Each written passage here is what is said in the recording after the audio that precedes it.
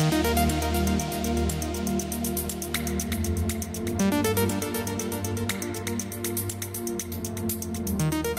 right, guys, welcome to Training Without Conflict podcast number 46. Today, I have a really, really special guest to me, and you will find out in a second why that is the case. I want to introduce you to Dr. Pellis, professor of behavior neuroscience at University of Lethbridge in Canada. And the reason it's so special is because he shares pretty much the same obsession about play and why play is so important, especially in mammals. What is it good for, where it's coming from, what are the benefits, and so on.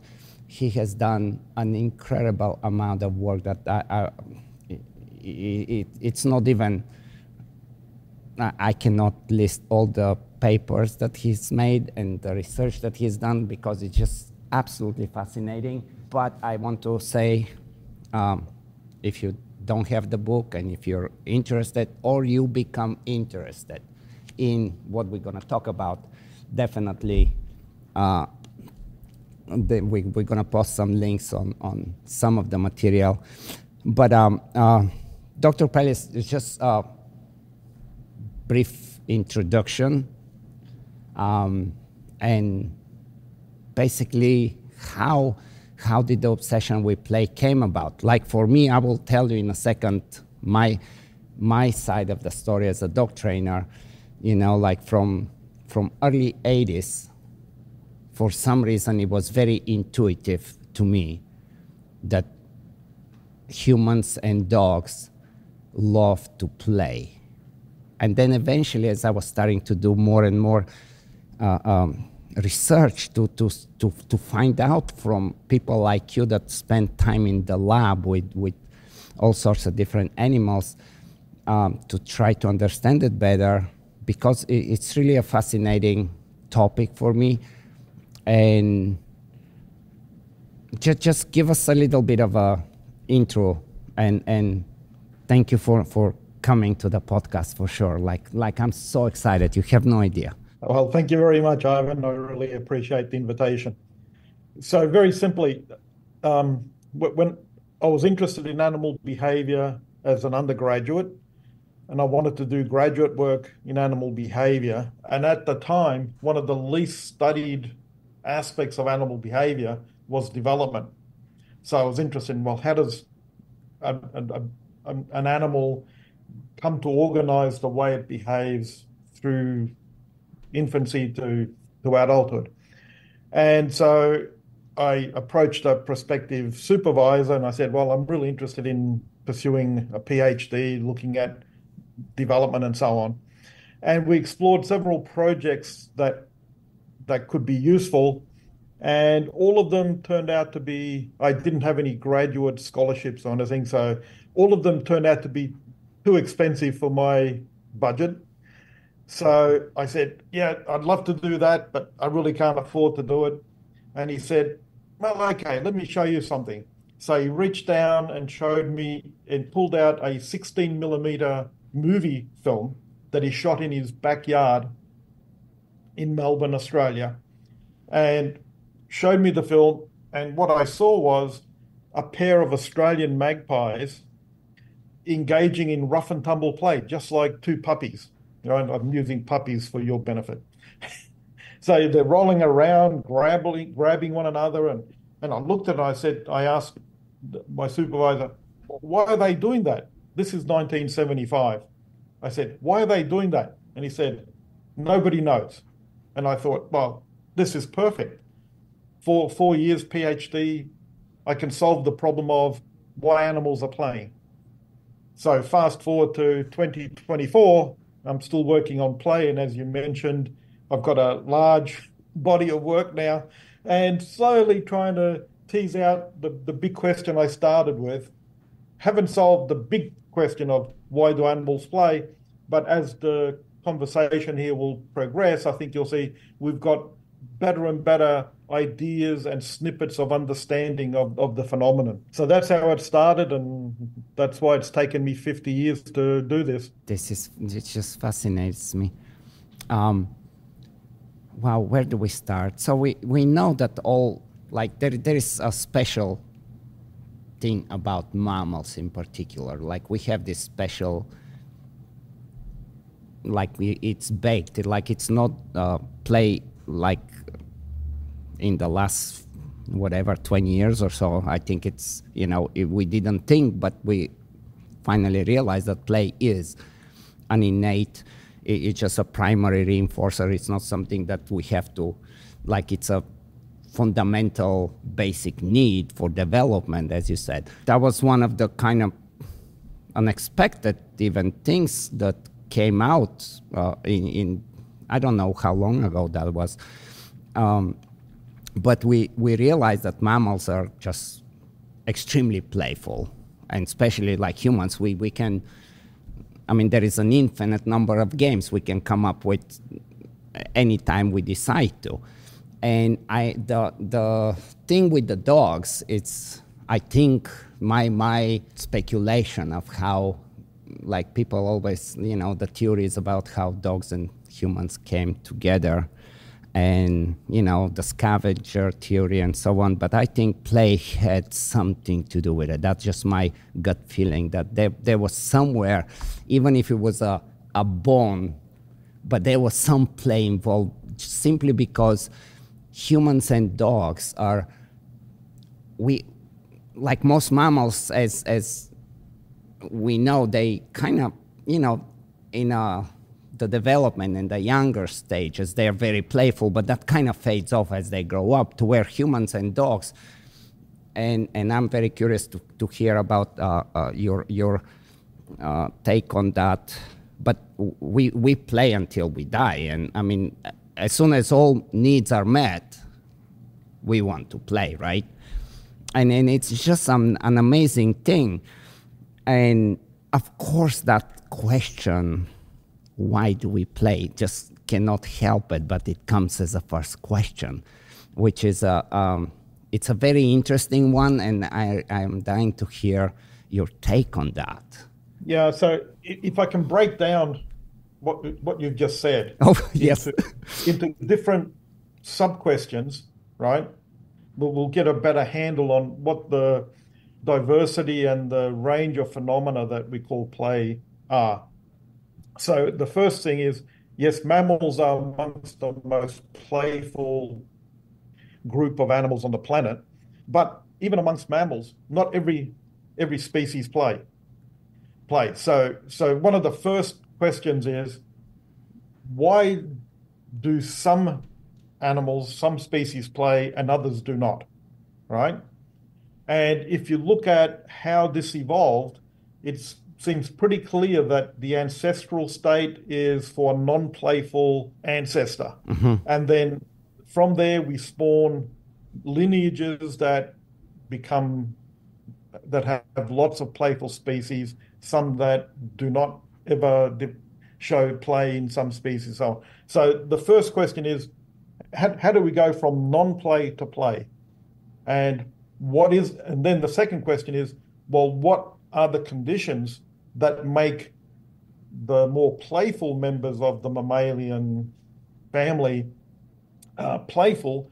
What's enabled them to develop this exaggerated play, which, as you said, in some species is quite remarkable, like humans, dogs, chimpanzees, whatever.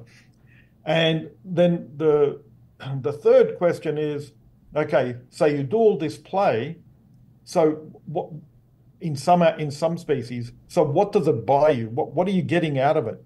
Is it just a way to fill up spare time? Yeah, or is there some added value to the engagement and performance of the behavior?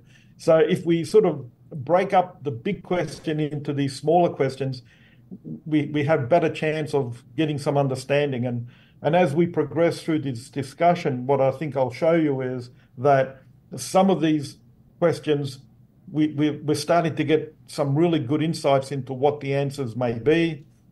Some questions, they're still a big mystery, and it'll probably be in somebody else's lifetime, if ever, that they're answered. Which is cool to have that part too, right? Oh yeah. Well, I've had some pretty good graduate students that I've trained. So for them to know that there's still some really big questions to answer makes it encouraging for them to go forward with a career rather than go, okay, well, I know everything, so I might as well go do something else. So if we start with the first question is where does play come from, right? What are the origins of play? This is probably still the most vaguely understood question, and we're getting some ideas of what some of the components of an answer will be, but it's still pretty premature. But here's a stab at my best guess as to what constitutes an answer to this. If you think of animals doing stuff, so let's think of, I'll give you an example. Lions in the wild, they have to hunt other animals in order to eat. Okay. Now, various studies over the last 60 plus years have shown that in the wild, lions are successful in hunting in maybe 1 out of 26 attempts. Okay.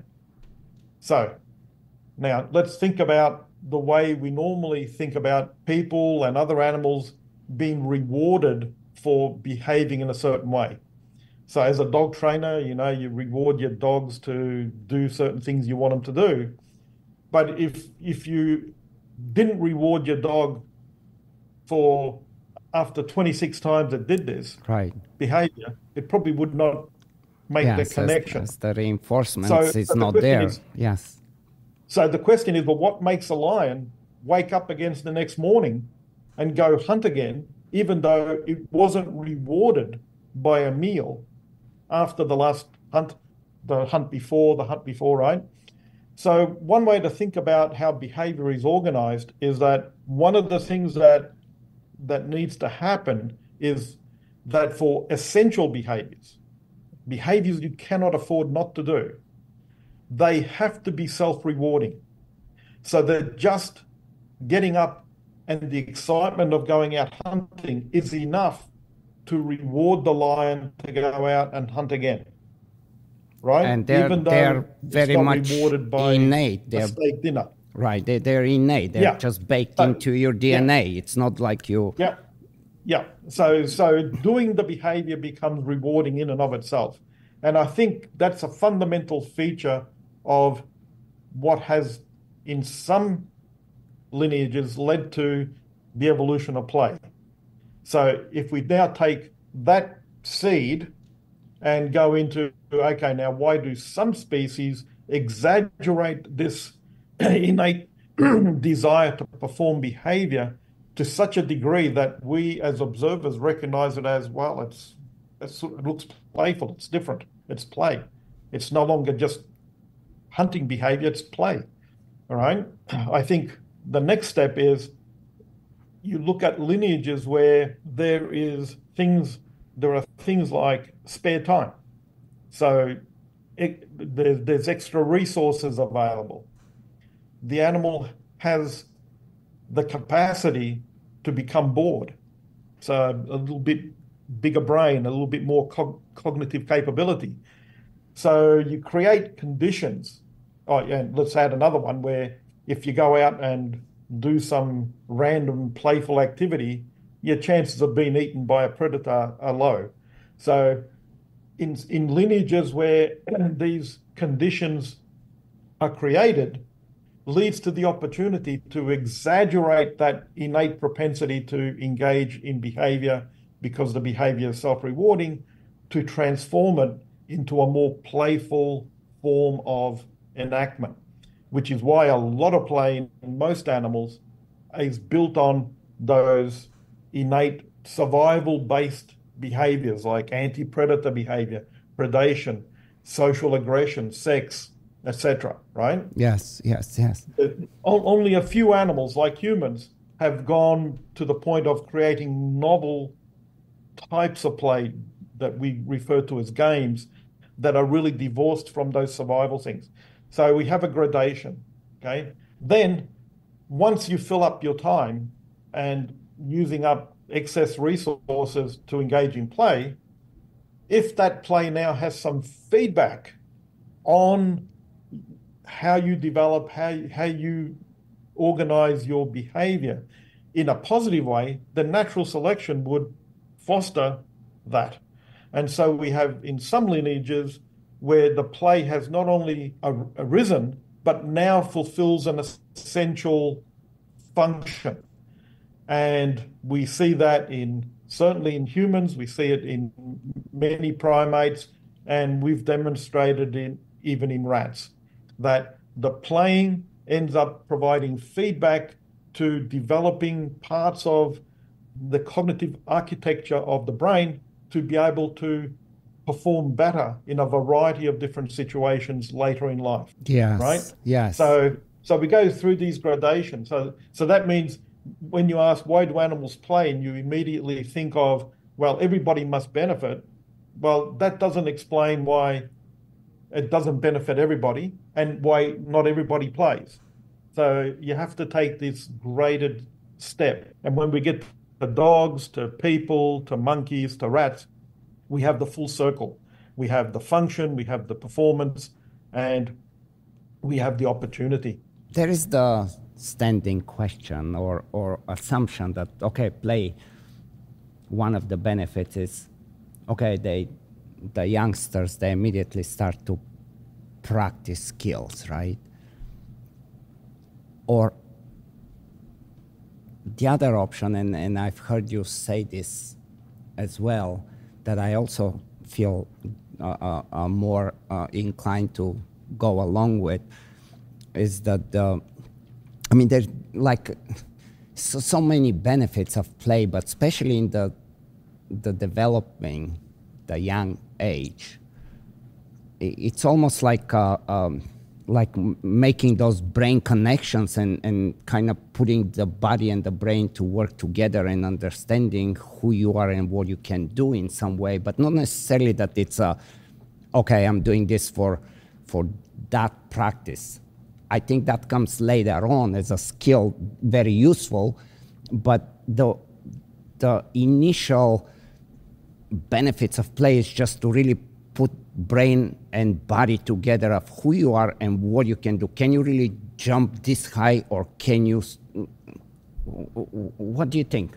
Yeah, so I agree. So, for about 100+ years, the predominant functional explanation of play is that it affords young animals an opportunity to practice skills. Right. Okay, and from when I first started studying play in the 70s, there were a series of papers on cats, on coyotes, on a variety of animals that tried to test that hypothesis. And it kept on coming up negative. Like, playing doesn't make you better at predation. It doesn't make you better at fighting, right?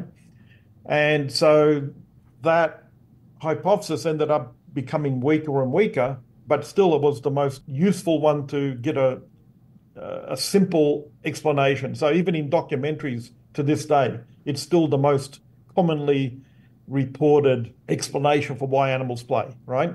Even though it's just simply the evidence is not there.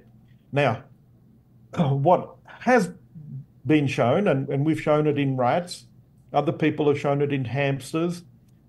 There's some indirect evidence from humans and from a few primate species showing that, well, the play is actually changing is doing what you just suggested before. What it's doing is allowing the animal to really understand what it's capable of and what it needs to do with that capability to modify it in different situations, right?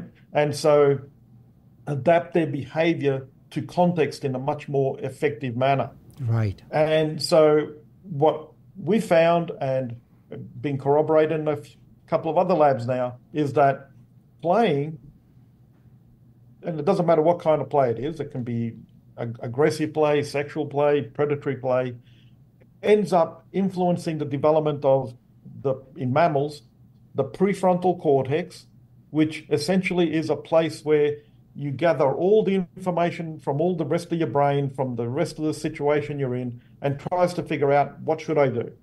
And let me just give you a really simple component of that process that I think everybody in the audience will understand. And that is, if you go to work and your boss says something insulting to you, your first inclination is to react. But what you need to do is stop for a few seconds, think about, how do I really want to react? Because I can escalate the situation, I can de-escalate it. So impulse control is essential, right? Is an essential part of life. And certainly for social animals, if you have no impulse control, there's a real problem. And I don't know, where are you at? New York? No, we are in Florida. We are near Florida. Tampa. Yeah. Okay. So some of your audience may remember the show Seinfeld, and Kramer is an excellent example of someone with no impulse control. He says what he thinks, yes, right? That gets him in trouble all the time. And again, that is one of the skills we need to be able to organize our behavioral responses in a more effective way.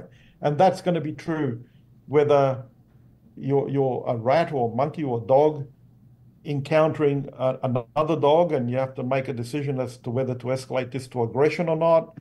You encounter someone and you're trying to convince them to have sex with you. You're encountering prey and deciding whether I should lunge now or swing around and come at a different angle. Right, all the strategies, yes. Behaviors. All the strategies in life, basically. Exactly. And so I think where play has had a feedback effect on skill development, that's these higher order skills of piecing together how to adapt your behavioral repertoire to this specific situation most effectively. So if nothing else, if everybody goes away thinking, okay, play improves impulse control, and that's been demonstrated multiple times in the laboratory in the Netherlands, then you got the picture. Very cool. Very cool, yeah. Like I think always something like, you know, because I mean, by my accent, you would guess I'm not born in the States. I'm originally from Bulgaria. And and we used to play, I mean, soccer, football was like the game, of course, in Europe. And always, a lot of my examples always connect either with martial arts or with soccer.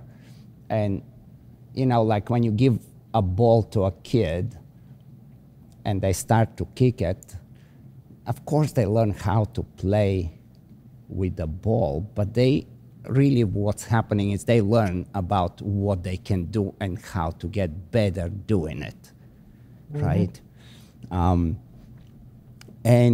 there is so many, like I don't know if, I mean, I'm sure you probably can list all the benefits. I always try to think of how deep it goes.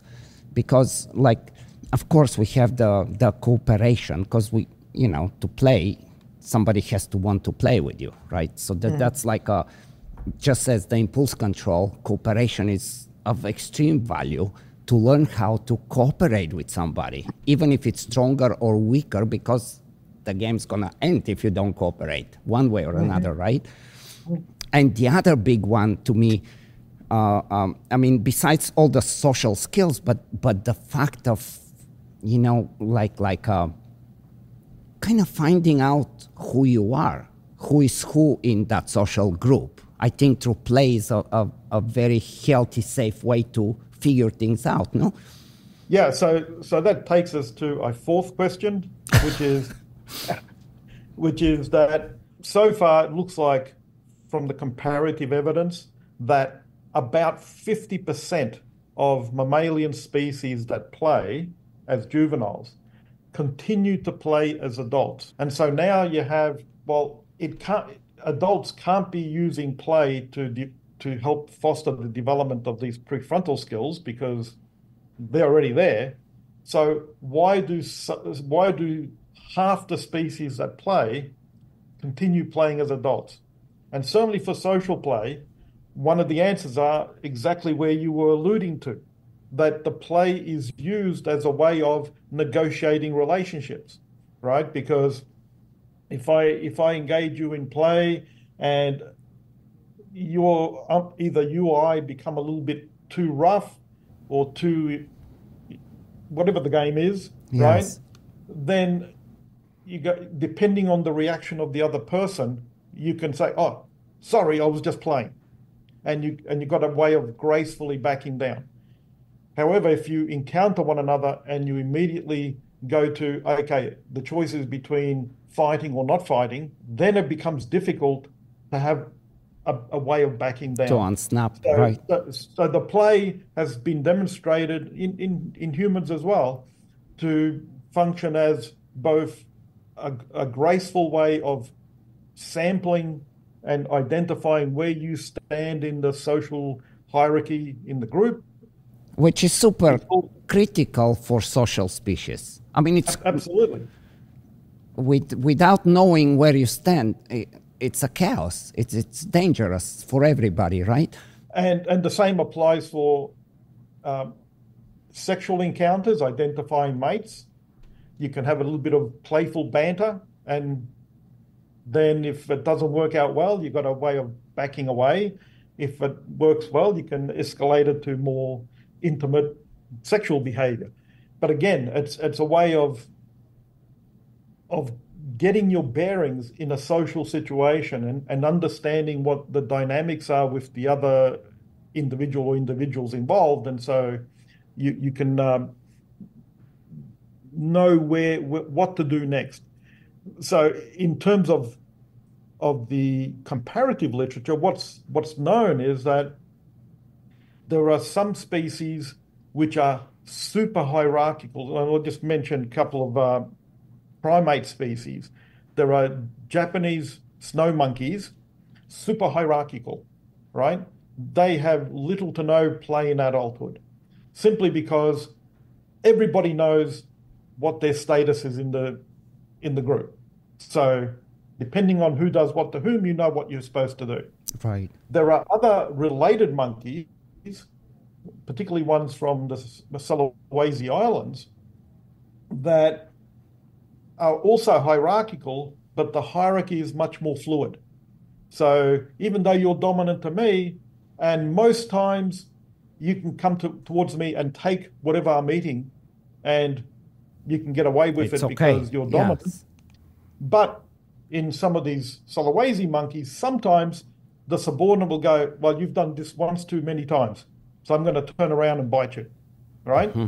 So now you as the dominant have to figure out, what's my standing with this particular person before I push my luck further. And so what we have is, in these Sulawesi monkeys, a lot of adult play, which seems to be used to navigate and negotiate and reinforce where they are in the hierarchy. Whereas in the Japanese macaques, you don't have to worry about that. There's no need, because once you're in that particular position, you know exactly what you can and can't do with another animal.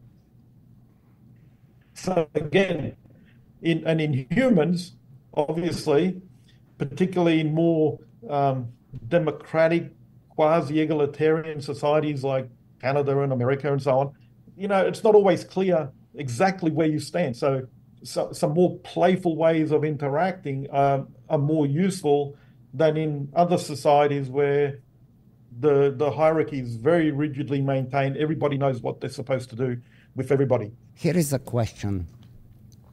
Why is it that a big percentage, big portion of play has some element,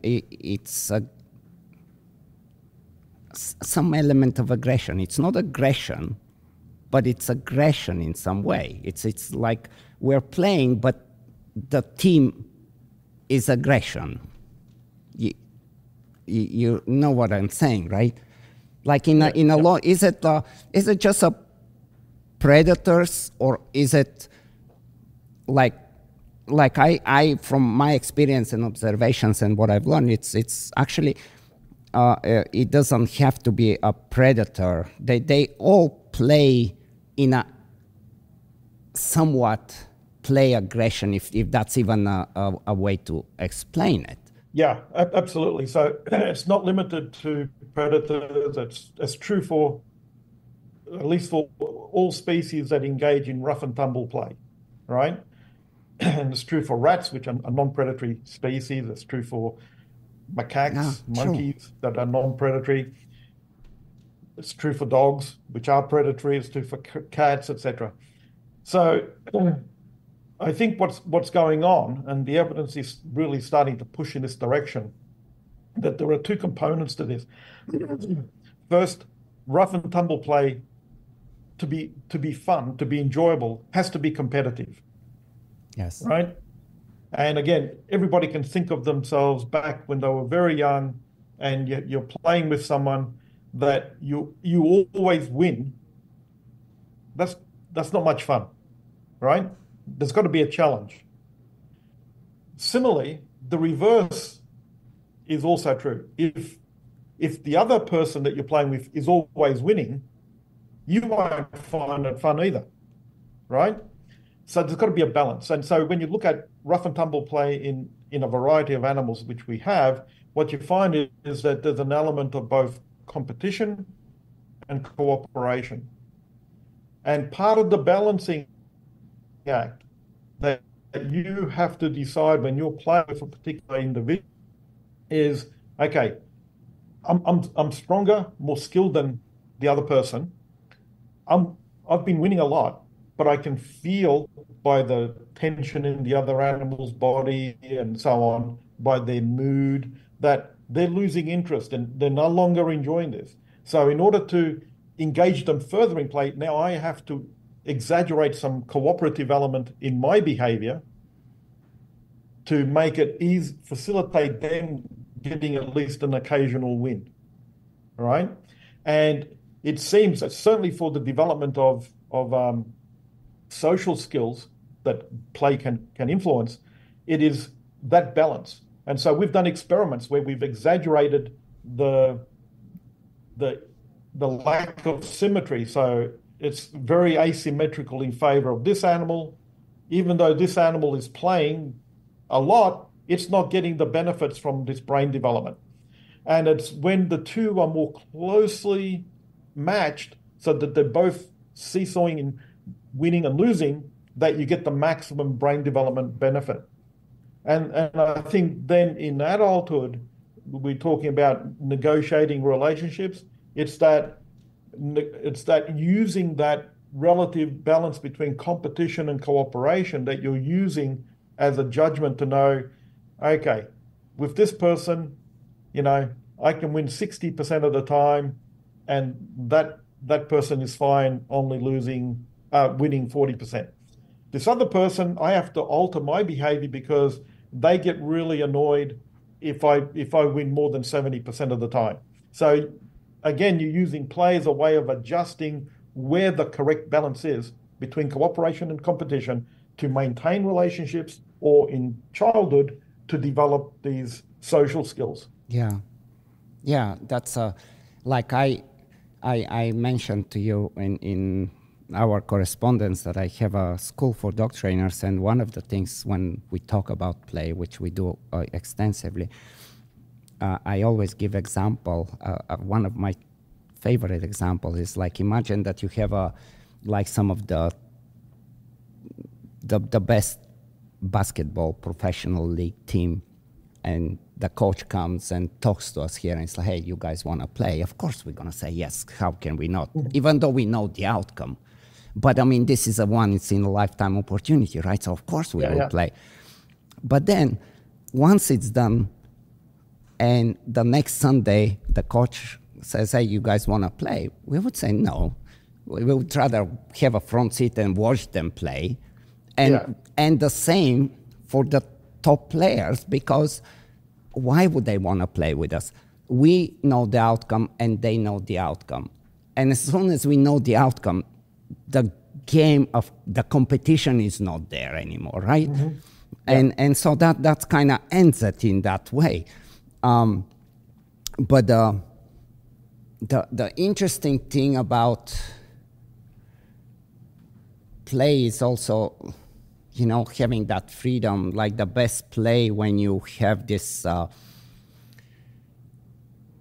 when it's self-directed, like you have to figure it out as you're doing it. The benefit of the play is like you have to have the control and which goes all into the cooperation, right? But it's this exploration of how to navigate. So it is competitive, but there are some rules we agree on how to stay in the play, because the play can become very fragile very quickly.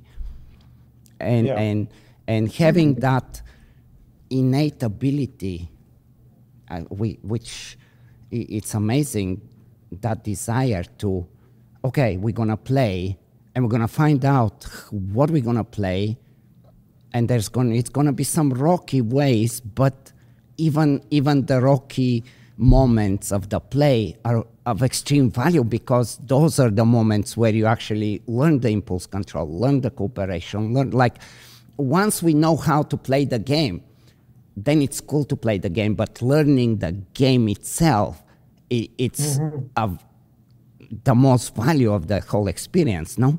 Yeah, and I think to reinforce that point, we see that in non-social play as well, where animals are playing with objects or just moving around, like you said, you know, jumping from one branch to another for a monkey, where what they do is, it seems that they, as they're getting better, they add a little bit extra challenge, right?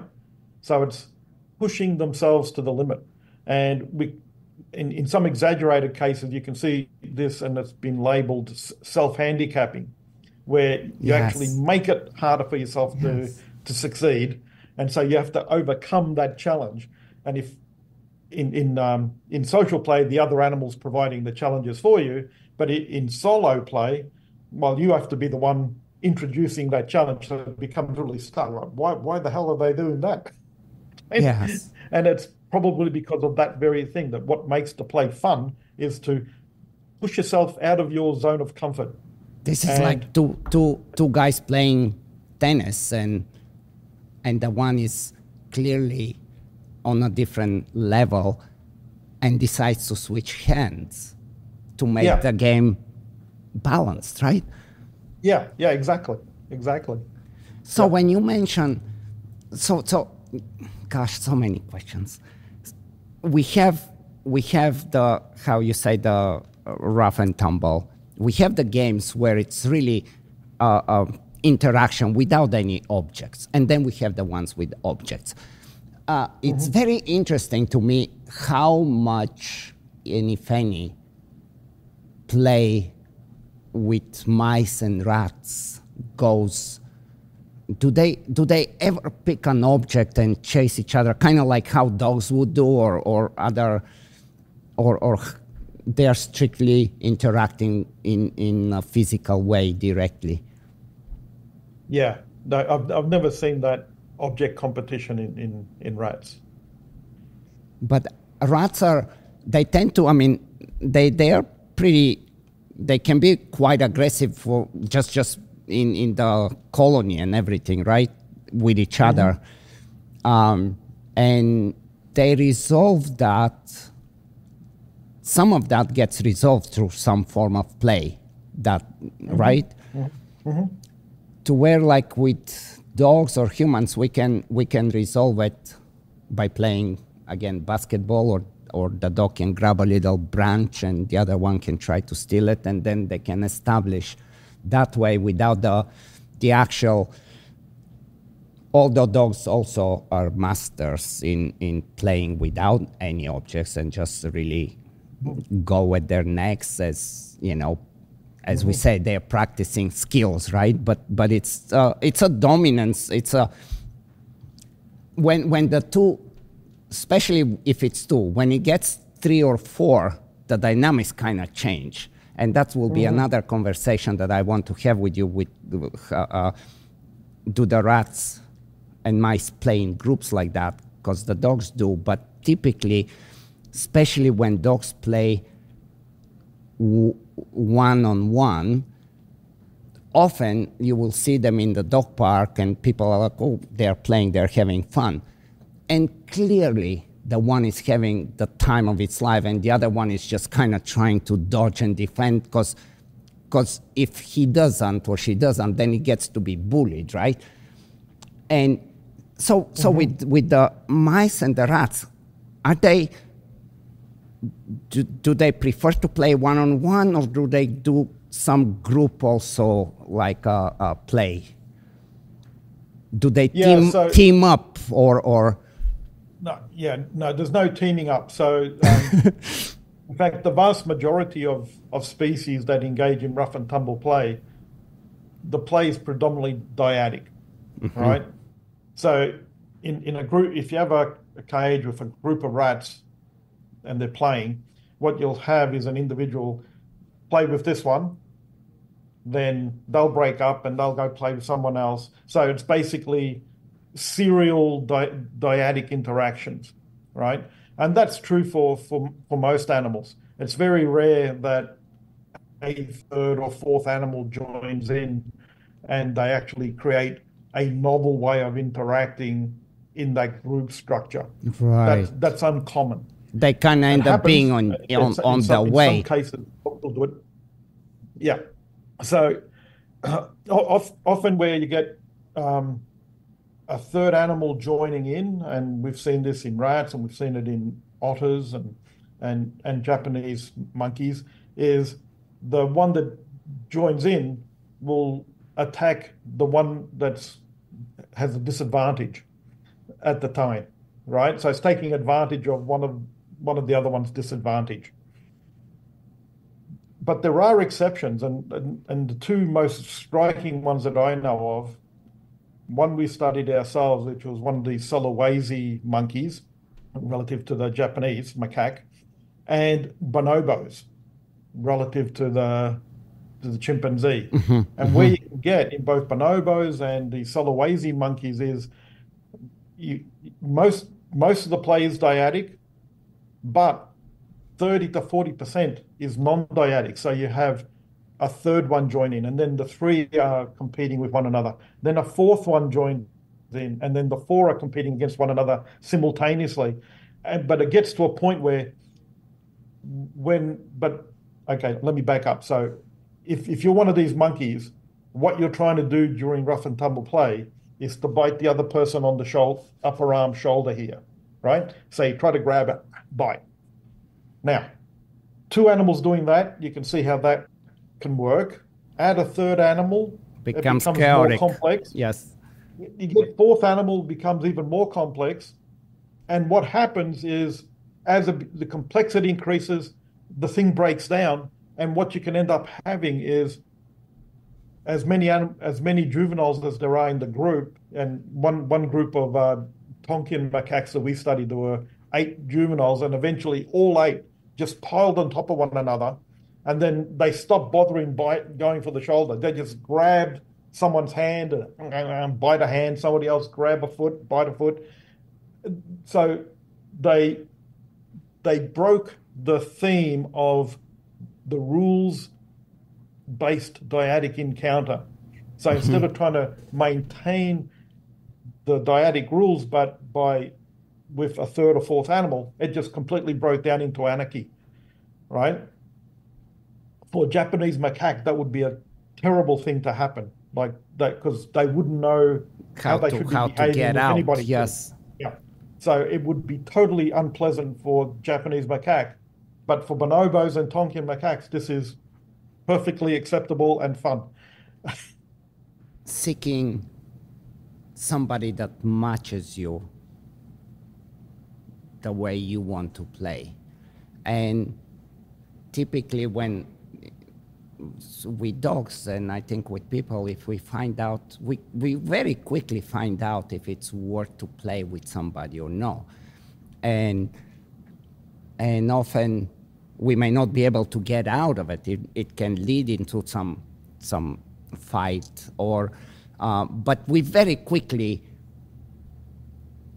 gauge what my skill against how we line up. And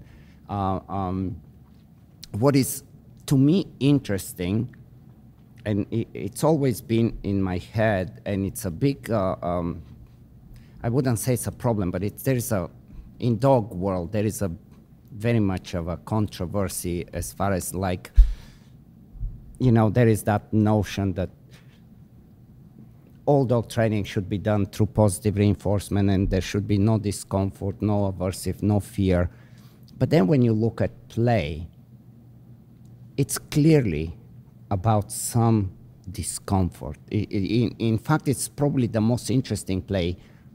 Has some elements of aversive and avoiding, and if you cannot avoid it, you kind of get punished for it. And those are the ultimate skills, and there is something that kind of sucks you, that you like that kind of game, that you want to explore that discomfort, right? Yeah, no, I agree. I think that's exactly right. And I think that's one of the key features of play, is that, as we talked about before, you're adding some discomfort, either psychological or physical, to make the situation more challenging, more interesting to work your way through.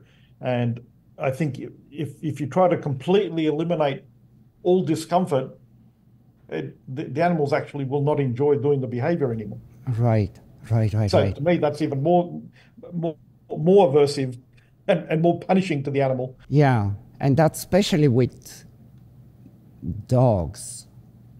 Like if you imagine, going to the shelter or going to a breeder and getting an 8-week-old puppy, and they don't get that experience of that type of play, simply because it comes from a good place in our heart, not to experience fear, not to experience discomfort. But there is how do I say it, like a healthy dose of it, that it's really needed. And it's, in some ways, it's almost, I compare it, I'm old enough that I can say I grew up on the street, which it kind of sounds crazy, but we went to school and then we played on the street all day long or all night long. And we learned how to do all these things that we're talking about. And there was the, the little conflict, the little cooperations, the little discomfort. And at this point, this is, I think it's difficult for kids missing that side of that type of play. Like, parents think, okay, we're going to take the kid to do a karate, but it's all structured to where they don't get that self-directed and exploration of what it's all very, and with puppies, it's very much the same. Like we have, like, you go to the pet stores and you can have the brain toys to where they can use their nose and they can figure things. Like, there is a lot of cool things, but missing out on that type of play where there is that little bit of a question mark. Well, who's gonna win here, and how is it gonna really hurt this time? It's such a important part of development, right? Yeah. And also, think of if you're engaging in play, most of the time the affective state is positive, like you're doing it because you're enjoying it, right? And particularly in rough and tumble play, and I can see this in my rats sometimes. They lunge up at one another high in the air, and one gets turned over and bang, and you can hear the thud as it lands on the ground, right? And you go, nope, that's got to hurt. But the rat will take that in its stride and bounce back and attack the other one, right? If that happened in an aggressive encounter, the same level of pain would would alert the one that's experienced the pain to either completely submit or to escalate the aggression. Right. And so in play, you could experience similar levels of pain, but what you're doing is you're weighing that pain relative to what goals you're trying to achieve in that situation. And so I think play becomes an important place to learn that, hey, to get what I want, sometimes I got to experience some pain, but it's not pain that I would treat as aversive. Whereas Right. the same level of pain in another non-playful situation would lead you to a very different endpoint. Yes. So yeah, I think some physical and psychological pain is built into play, and the more we try to sanitize the play experience to avoid any psychological or physical pain, we're depriving the kids involved, in particular the kids, the opportunity to gain the most important, valuable lessons they can from childhood. And so we're not doing them a favor, right? Which you're obligated to learn how to cooperate in these specific situations, right? Yeah. And again, because we're very social, we want to interact. We like playing with other people. And so you go, now if I'm inflicting too much psychological or physical pain on my partners and they stop playing with me, right? Well, that makes me unhappy. So it forces me to rethink, oh man, I want to get back into the game. What do I need to do in order to make the other ones accept me again? So you're learning valuable lessons about how the world works and the kinds of skills you need in order to be able to gain what you wish to gain out of the world. I have another interesting one that I want to ask you about. And like what I call it, this is just something that I don't know. I'm sure you will come up, you will say the right definition of it, but I call it a home base as far as like somebody's character, somebody's temperament, to where like, you, like let's say you're an ATM machine and somebody taps you on the shoulder and some person will just come and punch the other one, somebody will freeze. Like there will be these responses that no matter if you're like black belt in some martial arts, in that particular situation, you totally can respond by freezing and not being able to do anything or do the wrong thing. And that kind of home-based character difference, like, because that also, that matchmaking, if I want to say it that way, can, no matter how much you want to cooperate, it's not a good match. And it either we have to split or we end up in a much more confrontation, right? Just because of the personalities that the two meet. Is that something real? Mm-hmm. Yeah, I think it is. And I'll give you an illustration with our rats. So what we initially discovered was that engaging in interactions, playful interactions as a young rat, a juvenile rat, leads to changes in social skills and a change in a particular area of the prefrontal cortex called the medial prefrontal cortex. So I'll just say MPFC, okay? And what we also did was say, well, if that's good, what if we give rats an opportunity to grow up with lots of other play partners? So there's multiple animals, right? And what we found is, well, in this case, we're changing another part of the prefrontal cortex called the orbital frontal cortex, or the OFC. So think of orbital frontal as the part that's sitting above your eyes, and the medial is right down the middle here, okay? So these two different things, and then we did experiments to show that the two are differentiated, one based on play experience, the MPFC, and one based on how many individuals you had to interact with. So diversity of partners. Then we discovered that the play-induced changes to the MPSE are stable throughout the lifetime of the rat. So once they change in the juvenile period, they remain the same throughout life. And you think, well, what does that part of the skill set do for you? What it does is it says, if you throw a punch at me, I should duck, right? And that doesn't change throughout my life, right? It's not that I want to be hit in the face when I'm 10 or when I'm 70, right? I just don't want to be hit in the face. So that's a skill. And so timing and really what this area of the brain is important for is helping you time this correctly. So you don't want to go too soon or too late, right? You've got to judge it just right. So that's one of the things you're learning with the play experience. However, the changes in the OFC, if you continue leaving the animals in the same stable group of partners, eventually the OFC changes back to the way it was. So it's re-altered back. Mm-hmm. But then if you expose those animals to new partners, the OFC changes again, right? And so what did we discover the OFC to do?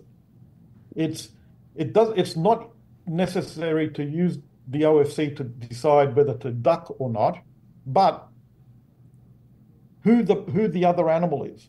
And one of the important features in the other animals is whether they're dominant to you or subordinate, right? So you know, well, if it's dominant, I should do this. If it's subordinate, I can do that, right? So I'm adjusting my behavior according to the identity of the other animal. And I think in that regard, what we can see is that there are some skills that are developed in childhood through the experience of play that last for your entire lifetime. But there are other skills that need to be updated, such as the OFC, because over time you end up having to interact with new characters. Like, right, right. You can tell from my accent, I come from Australia. I've spent time in Florida. I spent time in Illinois. I spent time in Tel Aviv. I've spent a lot of time in Canada. And so I've had to go from different workplaces many times, and you have to learn to cope with a new cast of partners. Right.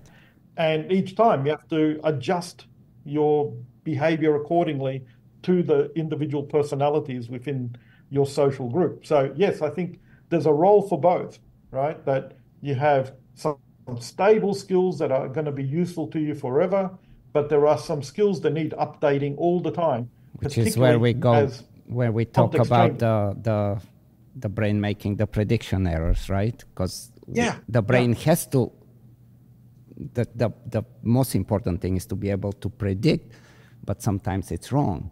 And then it has to adjust and save a different file in the folder. Yeah. Well, in my time at Lethbridge, I've been here for 34 years now. So I've seen many deans come and go. And, you learn, okay, the certain rules of etiquette that you have to engage in when you're dealing with your superior. But there's different personalities on what kinds of ways you can raise issues and challenge that person, right? And so you spend 5 years with a particular dean, you understand his or her personality, and you act appropriately, and you've got a way of working out, where can I get what I want and where do I have to give in, etc. But then a new dean comes, and it takes a couple of years to go, oh man, I can't use the same strategies I used with the previous dean because this doesn't work. It's a different personality. Very true. Talk to me a little bit about the deprivation from play. Like there is quite a few different, like we know it's extremely valuable, it's extremely important, especially in the young any animal or any mammal. I've read somewhere that if a rat even doesn't get touched, they end up like dying or something, really, like if they never get interaction, they're just totally isolated, they just don't even make it through life. Is that a thing, or is that something that Yeah, it's sort of true, but there's some nuance. If you go through life, and again, we'll deal with rats because they've been the ones most intensively studied on this. So your first 3 weeks of life, you're very dependent on your mother. So the first week to 2 weeks, you're totally dependent on the mother to feed you, to keep you warm. She needs to lick your anogenital area in order for you to be induced to urinate and defecate. So just like a cat, and early stages in a dog's life, right? But then in the 3rd week, you're starting to explore eating solid foods on your own. So you become gradually less dependent on her for the food.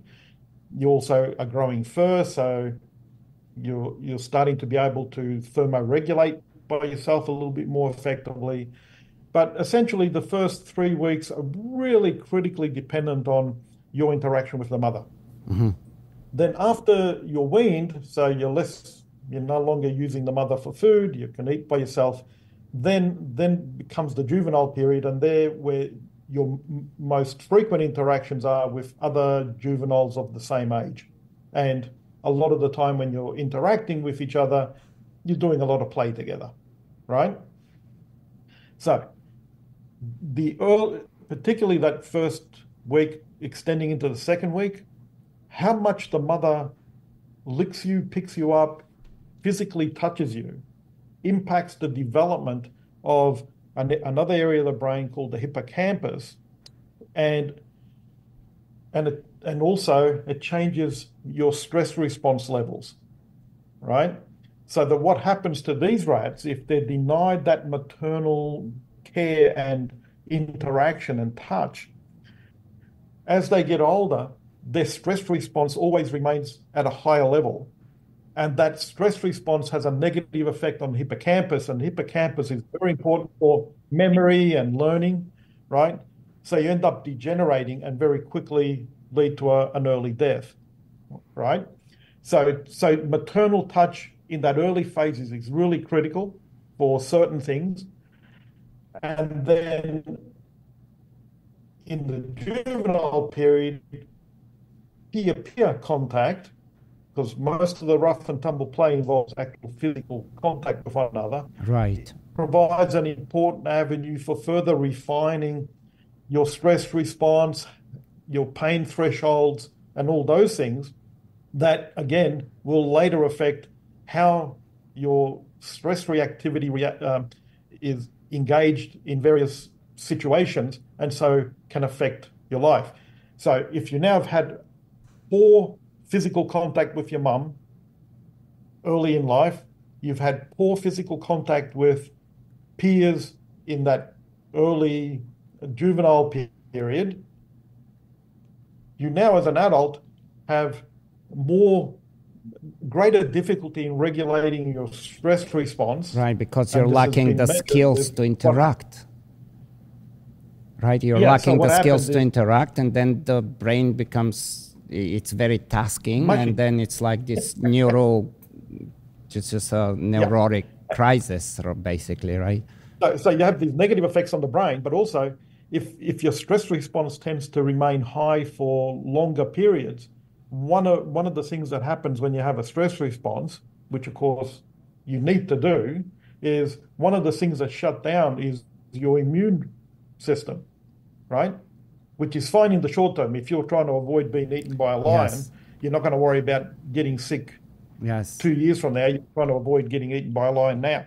So suppressing your immune system is not a problem. The problem is if the stress is chronic, and so your immune system is lower in a chronic way, now you're more susceptible to ulcers, to tumors, to atherosclerosis, and that's been shown in rats. So rats that haven't had this physical contact with the mom or the kid or the peers will end up dying, have shorter lives because they end up with all kinds of diseases that they can't control.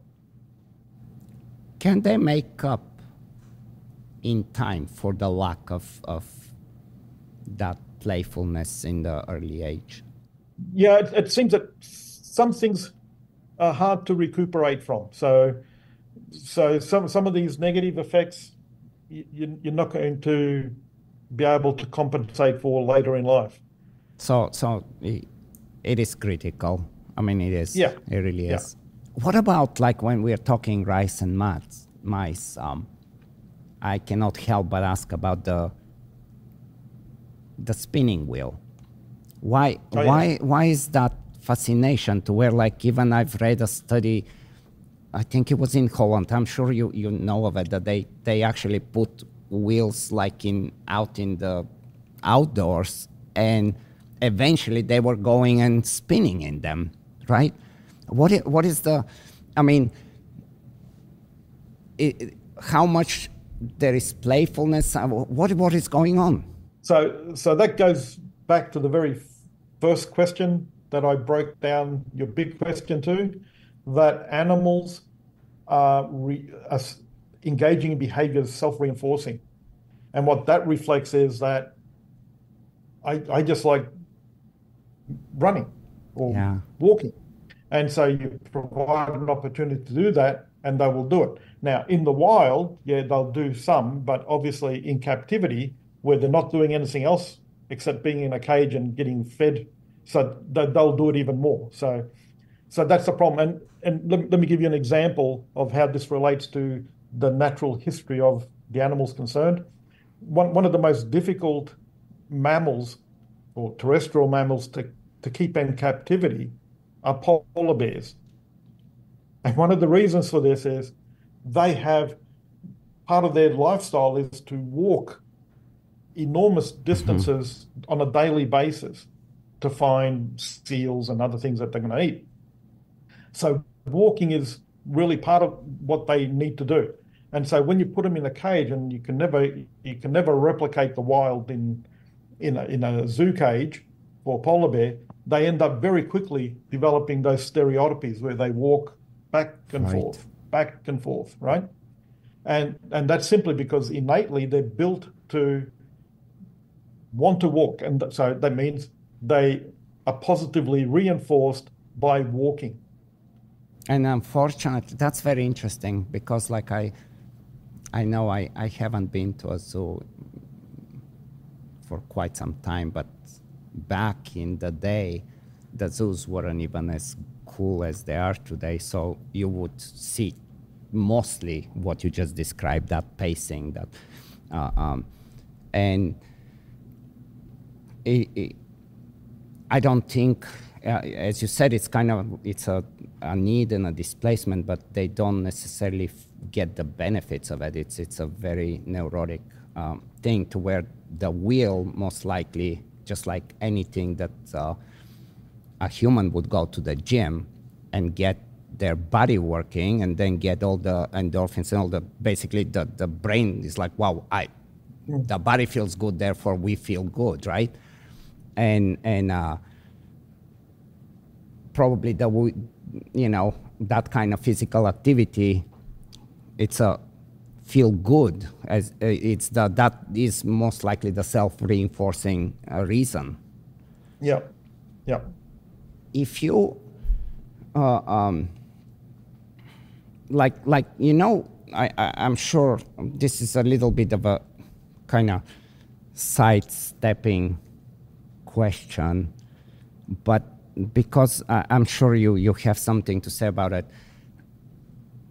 Way back in the day, like when we would put the two rats in a small box, and we will put the electricity, and they will get in a fight, we'll stop, they do so on. When that kind of induced aggression, how is that happens? Would it happen when they have space, and when the electricity is actually contingent, when they can make sense? Because it seems like from those experiments, they were just like, okay, something really bad is happening, and you're right in front of me, and I don't know why, and we go into a fight. like, and that's why they call it induced aggression, right? But I'm very interested in this kind of studies. Like, if you can give me any insight, it will be very cool. So let me break down that experiment a little bit. Yes, Okay? please. So typically, what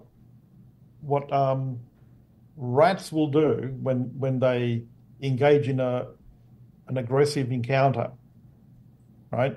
What they will do is they will swing around to bite the lower flank or rump area, right?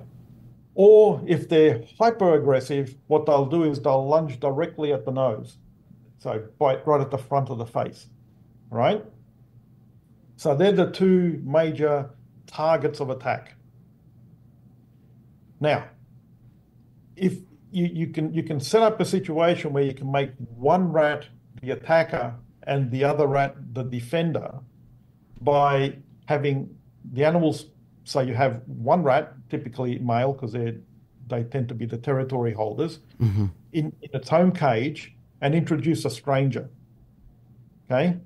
Now, the territory owner, he will attack and try to bite the other one on the rump or on the front of the face. The other one, it doesn't want to get into a fight. It's just trying to defend itself. So it now engages strictly in defense.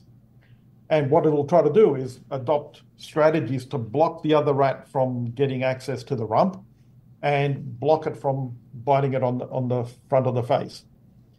One of the things that the defending rat can do is when the other lunges at the rump is for it to lunge down and bite it on the side of the face. So the side of the face is a defensive target. Interesting. The nose and the rump are offensive targets, right? Now, in that context, when you look at what happens in that so-called induced aggression, and you look at, well, yeah, you hit them with a jolt of electrical current, and now they lunge at each other and bite. Where do they bite? The side of the face. Not the rump, not the nose. So it's a misnomer to call it aggression. It's induced defense. The rats are thinking, I'm being attacked, so I've got to defend myself.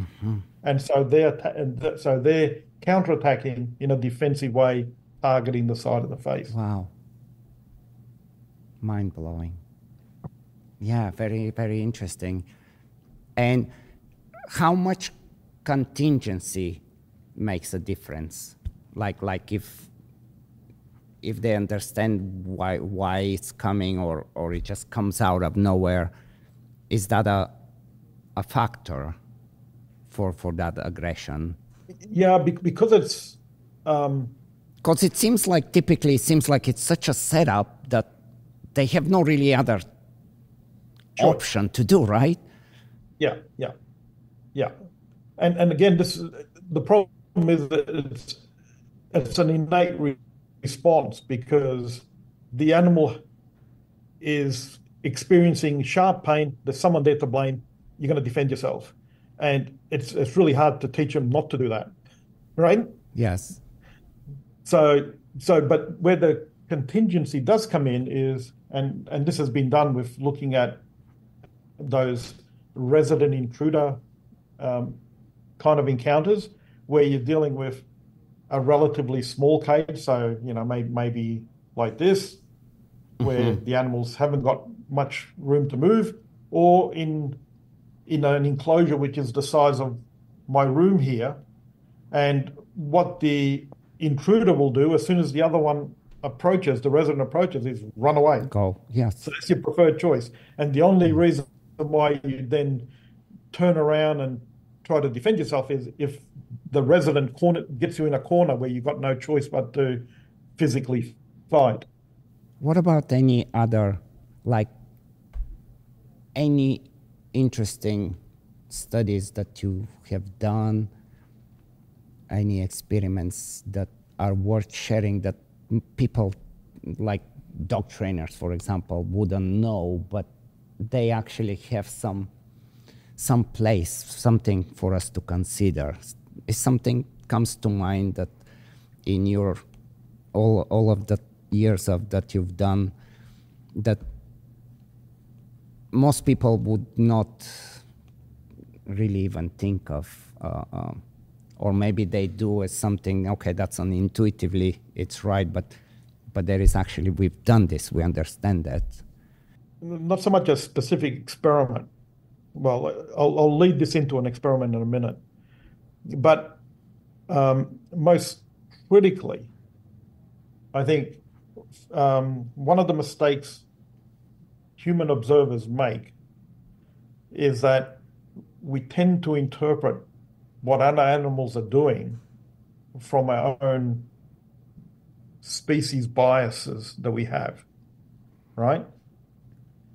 So, and you can see this in the way rough and tumble play has been suppressed in schoolyards amongst children, because many teachers, especially, and not being sexist here, but especially female teachers, will view any kind of roughhousing as aggressive, right? Whereas it's not. And I'll tell you why it's not sexist, because experiments have been done where they've compared women teachers who grew up in households with brothers versus households with sisters or no siblings.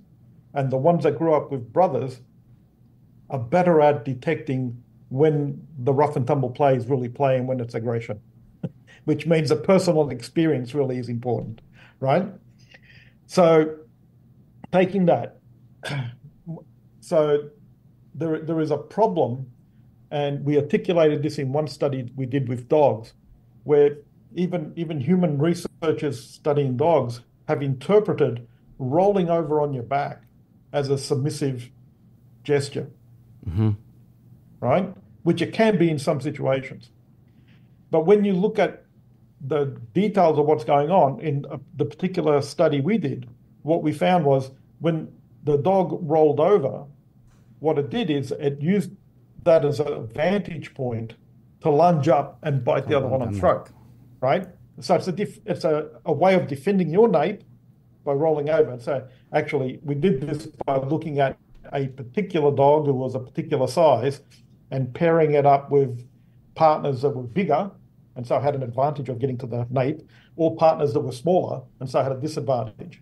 And this dog, what she did was she was more likely to use the rolling over onto your back against bigger dogs, because they had this relative advantage of gaining access to an ape, and then she used that position to counterattack. So, whereas with smaller dogs, she was more likely to be one biting the nape, and she did very little on the back rollover. So again, you look at this and you go, so she's using this strategically in the context of how best to continue the play fight going on. And in one case, being on your back is more advantageous. In another case, it's not. It's got nothing to do with dominant subordinates, right? Yeah. So the one advice I would give to your colleagues who do dog training and think about dogs is try to look at it from the point of view of the dogs. Don't look at it from the point of view of what you think is happening, because if it was me, this is how I would interpret it. That's one of probably the hardest lessons for anybody studying the behavior of someone else, something different than you, the species, is to see the problem and what they're doing through the eyes of the participants, not through your own view. Excellent point. Wow. Yeah. And so now let me go to the experiment side. And this has been done both in an experiment I know with dogs and some observational and physiological work done with horses, is that two animals can be interacting. And so physically, it looks like it's play, right? But when you measure stress response hormones in the participants, what you can discover is, well, yeah, it looks like play, but one of the animals had no stress response because they were enjoying this immensely, but the other one showed us a spike in their stress response, indicating that this was not a pleasant experience for them. So again, even just the physical appearance of the behavior is not sufficient to really often tell you what the experiences of the participants are. So you need more subtle cues, either more subtle behavioral cues or where you have available physiological responses to the situation. Brilliant. Since we are talking, we got into the gender a little bit, so if we stay with that for a moment, male and versus male, or male versus female playing.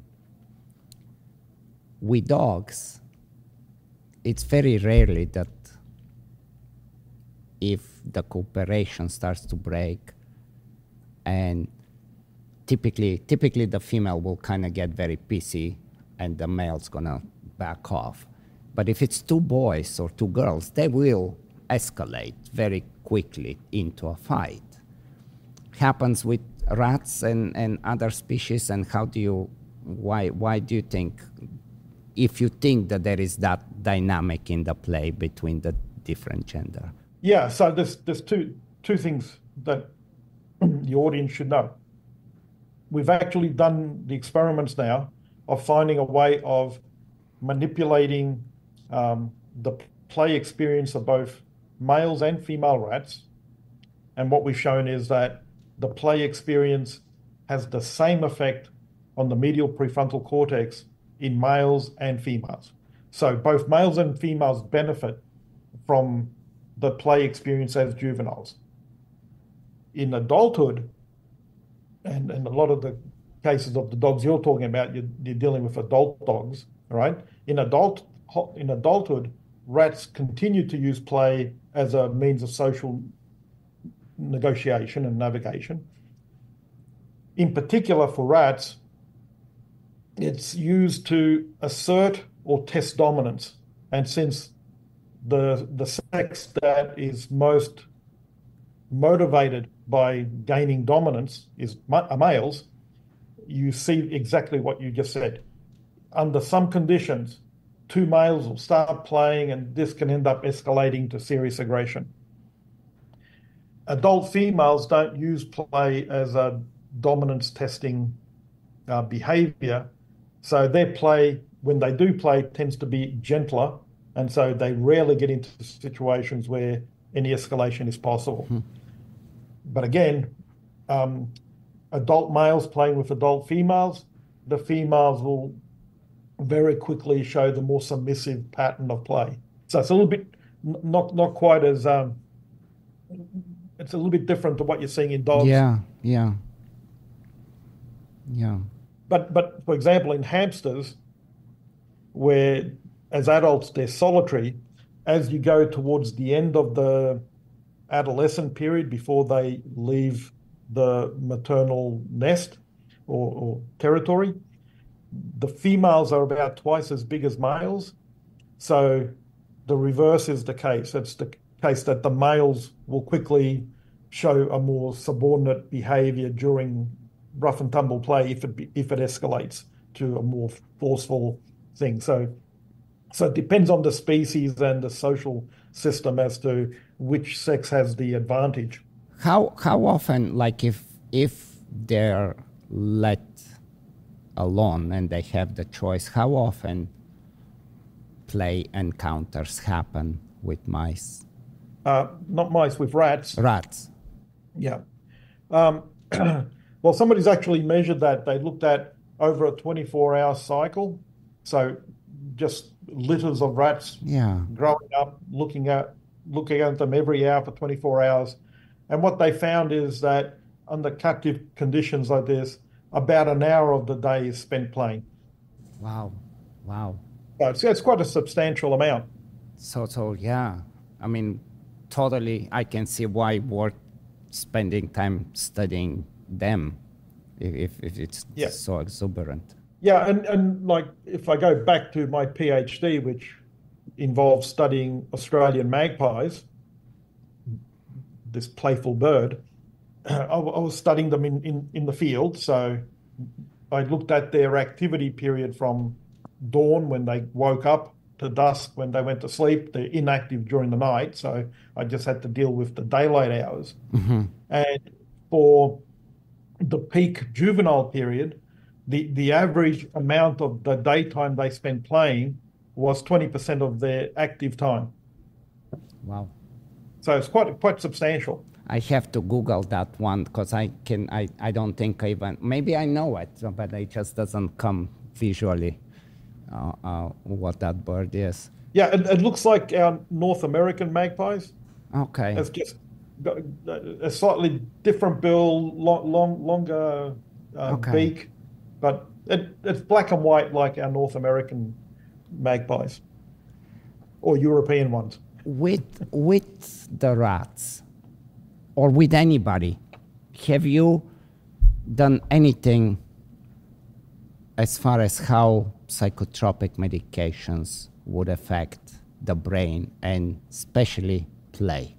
We haven't done much with that, but there's a lot of other laboratories have, and yeah, I mean it depends what you're given as to whether you play or not. So, for example, things like amphetamine and cocaine will tend to suppress play, so the animals don't engage in play. But opioids will tend to elevate play. So what about the typical like the Prozac type, like the psychotropic, like that are given for depression, PTSDs, and all that stuff? Yeah. So yeah, that tends to increase the playfulness. Interesting. Yeah. I guess one of the things when we talk about play and we talk about how we mentioned the aversiveness, the discomfort, and the cooperation, and you basically really tap into this fight flight type of responses, which now the kind of the typical, not the typical, but it used to be that true in brain kind of thing, to where the lizard brain and it's really like truly just different compartments in the brain and flight. And now we understand that, they interact, and all those decisions they have a very different, more broader functionality than that. Anything interesting in terms of that? Because it's like quite often we are stuck in, especially in dog training, it's like, well, it's fight, flight, freeze, and they're like looking at them almost as very independent actions or reactions, and it that seemed to be not the case anymore. Like it's kind of outdated, right? Yeah, I mean, again, it's like cooperation and competition. It's you have to rebalance flight and fight depending on the context, depending on who you are, what the situation is, what the threat is. So right, because it's just that the uncertainty, and then you pick up strategies, but it's more complex than just that simplistic explanation that used to be before. Mm-hmm. But I think I want to leave you with a really because it's not quite dealing with fight and flight, but it relates to using the animal's brain to try to get insight into what it knows. So here's this beautiful experiment that's been done by a German team, and it's just fantastic. So rats will enjoy being tickled by people, right? And it becomes a form of play. So you get the rat and you tickle it, and it enjoys it, runs away, comes back, gets tickled some more, and so on. And so what they used was using this tickling as a reward to get them to engage, to learn how to play a particular game. And the game was hide and seek. So you put a rat in a box, and then when you release the box, it goes into this big room and there are objects like boxes, walls, some made of plexiglass, some made of things that you can't see through, etc. Right? And then they had two conditions. One condition was the rat had to come out of the box and then go and hide. And the human experimenter would try to find them. And when they found them, they tickled them, right? The other condition was amazing. The human experimenter was hiding and the rat came out of the box and it had to go through the room, try to find where the experimenter is. And if the rat found them, then the experimenter would tickle them. Okay, so there's several really valuable lessons out of this. One is they used electrodes in the medial prefrontal cortex to record what's the medial prefrontal cortex, what's the activity there during these games. The other one was they recorded the vocalizations. And then the third is they looked at, well, what's the behavior they engage in when they're hiding and when they're seeking? Okay, so let's deal with seeking first. Hiding. When they're hiding, they preferentially hide in locations that you can't see through. So if it's a choice between a box that's made of plexiglass or a shoebox that's made out of cardboard, they preferentially hide in the shoebox. So they seem to understand that I can hide where you can't see me. Also, when they're hiding, they stop vocalizing. So rats have this rich repertoire, particularly of 50 kilohertz calls that they emit when they're in a happy state, and they stop calling. So not only do they hide where they can't be seen, but they shut up. So they're not giving away their location, right? Good players. And when you look at the activity of the medial prefrontal cortex, it shows a particular pattern of activation, right? When they're seeking, they're moving around and they tend to move and look behind places where they can't have a visual line of sight. So they're looking for places where it makes it more likely that somebody's hiding. They don't refrain from calling because it doesn't matter whether the recipient knows whether you're calling or not. And when you look at the medial prefrontal cortex, it has a different pattern of activity, right? So the firing pattern is different. So that means that if you think of the vocalizations as representing some emotional content, right?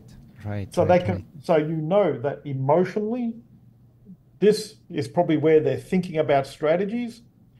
How they're thinking about the situation is different, and their behavior shows that they can tell the difference. Like, to me, that is, my God, that's fantastic. For sure, that's mind-blowing, especially thinking that it's still a rat. It's an insane. Wow, yeah. It's insane. Thank you for this. So I'd like to leave your audience with the idea that as our neuroscience techniques are becoming more sophisticated, we can actually overcome that problem I said of, just observing and you see behavior looks similar and you give it a particular value. You can now get other insights from the brain about what the animal is thinking about what it's doing or feeling about what it's doing, and so actually get the animal's point of view of the behavior. Insane. This is just that's insane. And I wish I was back as a graduate student again, so I could start my career again, because this is just out of sight. but like to finish here, what is of interest to you right now? What are you focusing on? Anything that you're exploring, and where are you right now? Because you've done so much. What is the next frontier? Where are we going? Yeah, so I'm getting at an age where I need to start looking at wrapping things up, because I'm not going to be around for another 50 years. Right? So there are two major questions I'm trying to pursue over the next 5 years. One is with the rats, and the question is, okay, so experimentally, we've shown that if you deny the rats the opportunity to engage in the right kind of play, you have this reduced social skills and altered brain development, right? But what made me think about this was a few years ago, when you look at the error bars, they're very big, right? Both in the control animals and in experimental animals. So you go, well, gee, so that means different individuals are responding, even though as a group, they're showing this difference. Mm-hmm. Individuals are showing some marked effect and some are showing a minimal effect. So now what we're doing is using rearing groups of animals together and then looking and tracking on a daily basis the amount of play they're doing, the type of, and we're filming it, so we're looking at the experiences gained from the play you're doing, and then we're looking at the social skills in adulthood and then the development of the medial prefrontal cortex. And early days, but what it looks like is not everybody benefits equally from the play. Mm-hmm. So some gain a lot of benefit and some little or nothing. Wow. So it means that has implications for promoting play as the panacea for all humanity's problems. Correct, it's not. It's good for a majority of people, but it doesn't necessarily benefit some minority, which then from a practical point of view then raises the issue of, which is one of the things that probably my graduate students will pursue over a career, is identifying, well, what makes the animals that don't benefit from play, what identifies them as that kind of animal? Mm-hmm. Is it genetics? Is it the maternal experiences they had with mothers early Development, yeah. that biases their ability to gain the benefits from the play?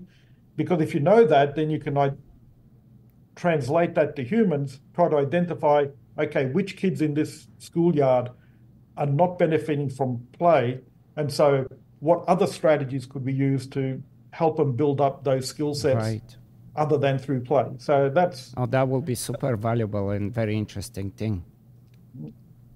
Yeah. What is the lifespan of a rat? Like, what are we talking? About 2 years. Okay, which is actually good for experiment, right? Yeah. So that's why we've gone well into, like, by 100 days, the animal's quite old, and we've taken rats up to about 140 days, mm-hmm. and so we could establish, what things remain stable over the age post juvenile and what is changed. So yeah, it's a manageable age span. Yes, very cool. Dr. Pellis, thank you. This was just this amazing conversation, and my pleasure. Thank you. I mean, we went all over the place, and it was just really, really interesting. I cannot wait to myself go back and listen to it. Like, it was just very much appreciate you joining. Yep, my pleasure, and thank you again for inviting me so to much. have this conversation. Take care. Thank you.